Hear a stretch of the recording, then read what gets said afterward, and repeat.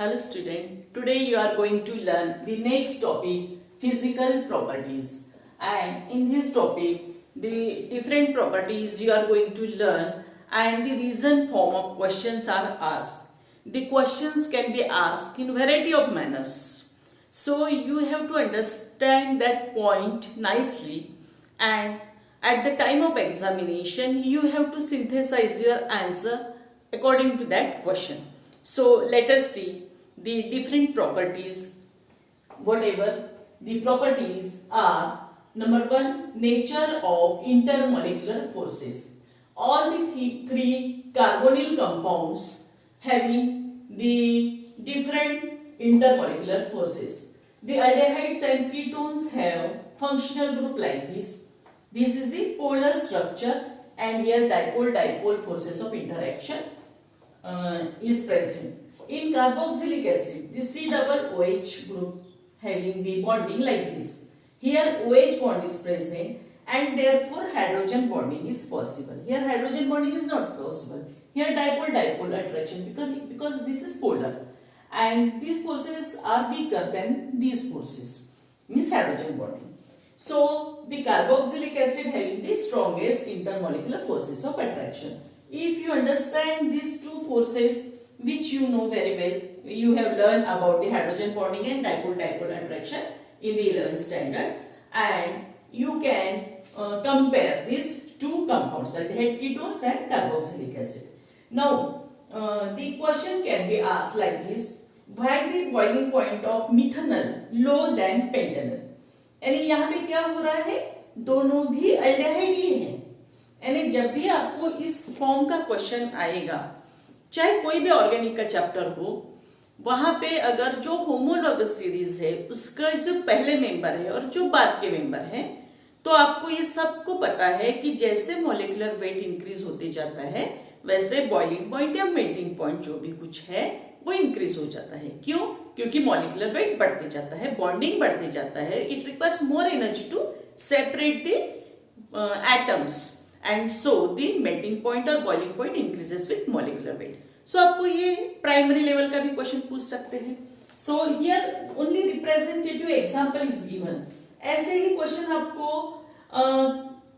Ketone का पूछ सकते हैं कि एसीटोन का बॉइलिंग पॉइंट लो है और जो हायर मेंबर है पेंटाइन 2 है, ब्यूटाइन 2 है, इनका बॉइलिंग पॉइंट क्या है, हायर है. जिसे आपकी बुक में एक टेबल दिया हुआ है, आप फिगर ऑब्जर्व कर सकते हैं कि कौन से इसका बॉइलिंग पॉइंट क्या है. उसको आपको लर्न करने की जरूरत नहीं, सिर्फ उसको ऑब्जर्वेशन कि कैसे इंक्रीज हो रहा है. कार्बोक्सिलिक एसिड का दिया हुआ है, कीटोन का दिया हुआ है और अल्डेहाइड का. वो जो टेबल है वो सिर्फ ऑब्जर्वेशन के लिए है, उसको लर्न नहीं करना है, उसको समझ लेना है कि कैसे इंक्रीज हो रहा है विथ मॉलिक्यूलर वेट. तो ये क्वेश्चन तो आपको किसी भी चैप्टर में पूछ सकते हैं, जिसका बेसिक रीजन क्या है, ये आंसर आप कहीं भी लिख सकते हैं, सिर्फ उसके नाम चेंज हो जाएगी कंपाउंड की. तो आपको क्या ध्यान में रखना है, with increasing molecular weight boiling point increases, the molecular weight of pentanol higher than the methanol. This is very basic question. Now the next part is solubility of aldehydes and ketones. हम aldehyde ketones की solubility समझ लेंगे और बाद में carboxylic acid की, और फिर उसमें इंटरनल क्वेश्चन आ सकते हैं या फिर दो अलग अलग कंपाउंड का कंपैरिजन भी आ सकता है. तो सब हम देखेंगे. अब इसमें सोलिबिलिटी हम देखेंगे. Oxygen atom of carbonyl group form hydrogen bonding with water molecule. कैसे फॉर्म होता है, जैसे देखिए ये कार्बोनिल ग्रुप है और ये वाटर मॉलिक्यूल है, तो इसका ऑक्सीजन निगेटिवली चार्ज है, पार्शियली ये पॉजिटिवली चार्ज, तो इनके बीच क्या हो गया, ये एडिशनल हाइड्रोजन बॉन्डिंग फॉर्म हो गया ये दो मॉलिक्यूल के बीच. ओके, इसलिए यहाँ पे हमने नोट किया है कि this is the hydrogen bonding in carbonyl group and water. Therefore lower aldehyde and ketones, for example acetaldehyde है, एसीटोन है, ये जो है दे आर वाटर सोल्यूबल. क्यों वाटर सोल्यूबल हो रहे हैं, तो वो वाटर में मिक्स हो रहे हैं, वहां पे बॉन्डिंग फॉर्म हो रहा है. पर जैसे जैसे मॉलिक्यूलर वेट बढ़ेगा तो उनकी जो सोल्यूबिलिटी होती है वाटर के साथ वो डिक्रीज हो जाती है. क्यों होता है ऐसा, क्योंकि कार्बन जैसे ये जो ग्रुप है, जैसे हमने ये कंसीडर किया सपोज एसिटाल्डिहाइड CH3CHO. अब ये क्या हो गया, इथेनॉल हो गया. अगर हमने पेंटेनॉल कंसीडर किया तो क्या हो जाएगा, वहां पे 5 कार्बन एटम आएंगे, वहां पे CH भी रहेगा, जो भी है पेंटेनल जो भी उसका आइसोमर है। तो यहाँ पे इतने कार्बन बढ़ गए, ये कार्बन के साथ हाइड्रोजन भी बढ़ गए, तो हाइड्रोकार्बन पार्ट क्या हो गया, बढ़ गया, है ना। और हाइड्रोकार्बन पार्ट बढ़ने के वजह से इनकी सोलिबिलिटी डिक्रीज होती है, वो वाटर हीटिंग जो हाइड्रोजन बॉन्ड फॉर्म करने में दिक्कत पैदा करती है। जैसे यहाँ पे हमने नोट किया है लोअर एल्डिहाइड एंड कीटोन्स, तो आपको एग्जाम में ये याद रखना है लोअर कौन कौन से एसिटाल्डिहाइड और एसीटोन है, उसके पहले member are water soluble, why, because they form hydrogen bonding. But जैसे मॉलिक्यूलर वेट बढ़ेगा तो सोल्यूबिलिटी डिक्रीज होगी। तो क्वेश्चन कैसे पूछते हैं, why lower carbonyl compounds are water soluble. अब यहाँ पे मैंने कार्बोनिल लिखा है, यहाँ पे एसिटाल्डिहाइड रह सकता, यहाँ एसीटोन रह सकता, या सिर्फ अल्डिहाइड रह सकता, या सिर्फ कीटोन रह सकता। तो आपको क्या ध्यान में रखना है, जैसे क्वेश्चन होगा वो क्वेश्चन के हिसाब से कुछ वर्ड्स हमें चेंज करने होते हैं, इसलिए हमको रीजन ध्यान में रखना है। तो रीजन क्या है, ये हाइड्रोजन बॉन्डिंग फॉर्म हो रहा है वाटर मॉलिक्यूल और कार्बोनिल ग्रुप में, ऑक्सीजन और हाइड्रोजन में, इसलिए दे आर वाटर सोल्यूबल। पर as molecular mass increases hydrocarbon part increases, है ना, ये जो हाइड्रोकार्बन है कार्बन और हाइड्रोजन ये पार्ट इंक्रीज होते जाता है, which can not form hydrogen bond and water solubility decreases. और वो क्या करते हैं, वो हाइड्रोजन बॉन्ड फॉर्म करने में दिक्कत पैदा करते हैं, यानी they do not form hydrogen bond, और हाइड्रोजन बॉन्ड फॉर्म नहीं होगा तो वो मॉलिक्यूल एक दूसरे में मिक्स नहीं होंगे, सोल्युबिलिटी डिक्रीजेस। तो आपको इस तरह टू द पॉइंट रीजन लिखने होते हैं, इस तरह हमने ये रीजन लिखा। इसके बाद हम कार्बोक्सिलिक एसिड के बारे में पढ़ेंगे। The physical state, boiling point and solubilities of carboxylic acid. The lower aliphatic acids are liquid up to 9 and higher carboxylic compounds COOH compounds are solid.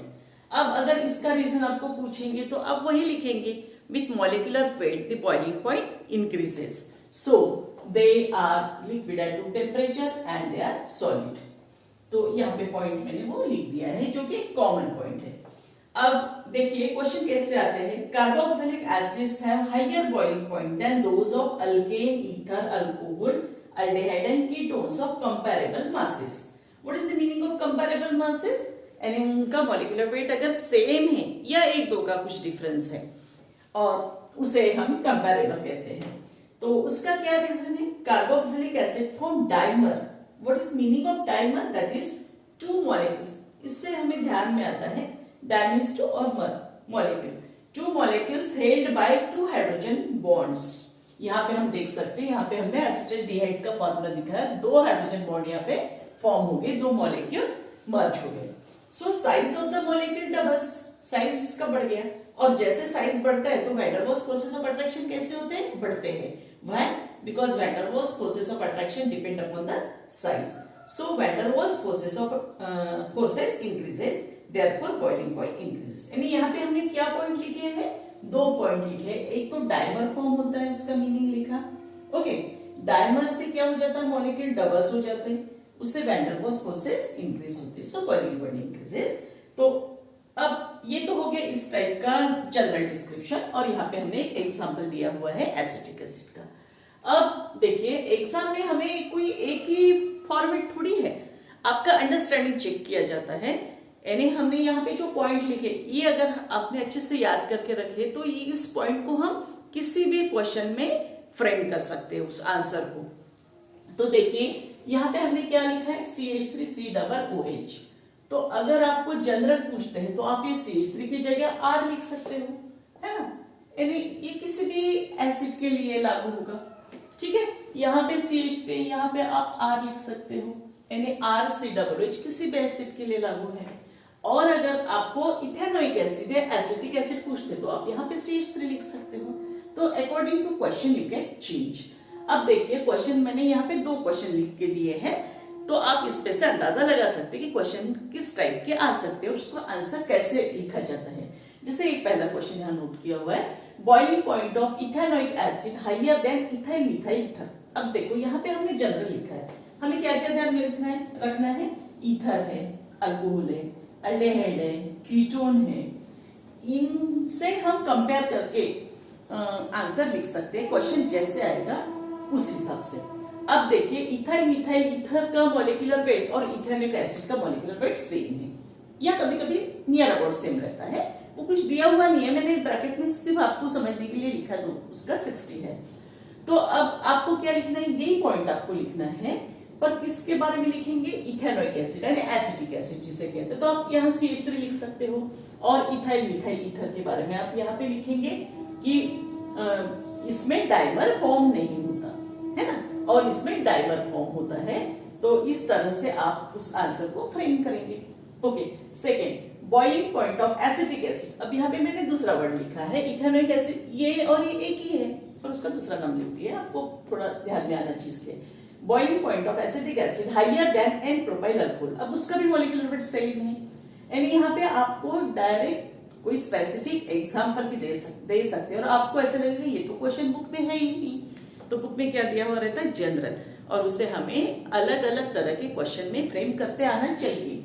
तो उसमें भी हम यही रीजन लिखेंगे कि एसिटिक एसिड में ऐसे डाइमर फॉर्म होता है और एन प्रोपाइल अल्कोहल में डाइमर फॉर्म नहीं होता, इसलिए इसका जो बॉइलिंग पॉइंट है वो बॉइलिंग पॉइंट हायर रहता है।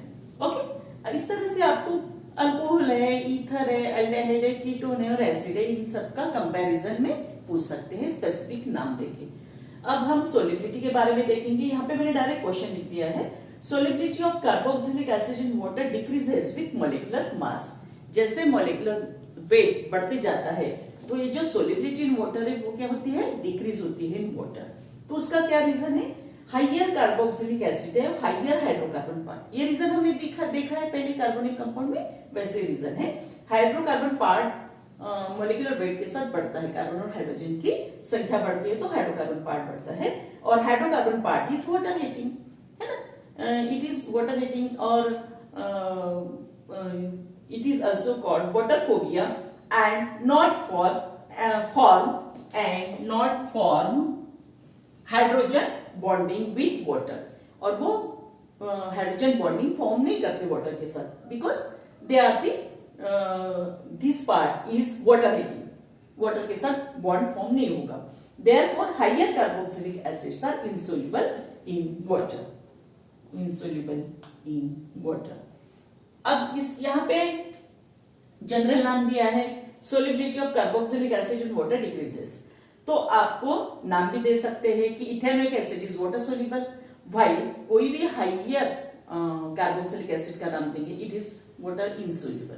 तो आप कंफ्यूज होने की जरूरत नहीं, आपको वही लिखना है, सिर्फ नाम अलग अलग रहेंगे, रीजन भी रहेंगे, यानी क्वेश्चन अलग अलग रहेंगे, आंसर उसके सेम रहेंगे। I hope you understand this topic.